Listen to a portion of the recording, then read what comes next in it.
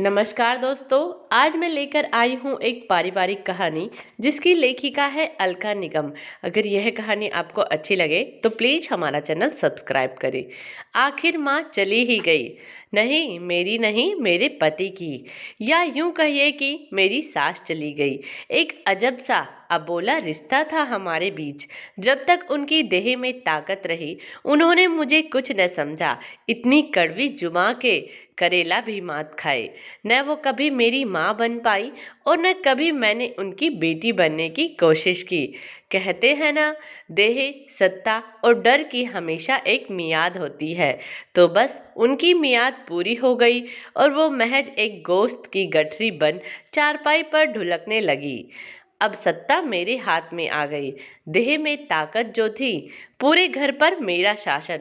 पावदान से लेकर झाड़ फानूस तक सब मेरे हिसाब से। पति न कभी मेरे हक के लिए बोले और न अब अपनी माँ के खातिर जुबान मरोड़ने की हिमाकत करते हैं। काफी दिनों से एक ऊब सी होने लगी थी। पूरा घर भरा हुआ था, पर लिविंग रूम से सटे कमरे में पड़ी उनकी चारपाई अचानक से मुझे अखरने लगी थी। कारण एक प्रदर्शनी में देखा लग्जरी सोफा। अब यदि मुझे इस सोफे को घर में लाना है तो लिविंग रूम को बढ़ाना ही पड़ेगा, यानी सास के कमरे की दीवार को हटाकर दोनों कमरों को एक करना पड़ेगा। पर उनके जीते जी ये संभव नहीं था। अब धीरे धीरे मुझे उनका होना अखरने लगा। आते जाते एक झुंझलाहट सी होने लगी। पता नहीं कब ये कमरा खाली होगा और कब मैं वो सोफा। उफ। आखिरकार एक दिन जब सास की तबीयत काफी खराब हो गई तो उन्होंने मुझे अपने पास इशारे से बुलाया। न जाने क्या था उनकी पैनीली आंखों में कि मैं अंदर तक सिहर गई। अपने मनोबल को पहली बार टूटते महसूस किया।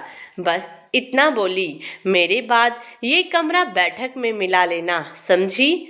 ये समझी शब्द ने मेरे मानस पटल पर हथौड़े से वार किया। जब तक मैं संभलती उनकी देह से आत्मा दोनों कमरों के बीच की दीवार को पार कर मुक्त हो चुकी थी। अचानक फोन की घंटी बजी। मैंने कांपते हाथों से उठाया। उधर से आवाज आई, मैडम सोफा लेकर कब आए? और मेरे मुंह से स्वतः निकला, नहीं चाहिए, कभी नहीं।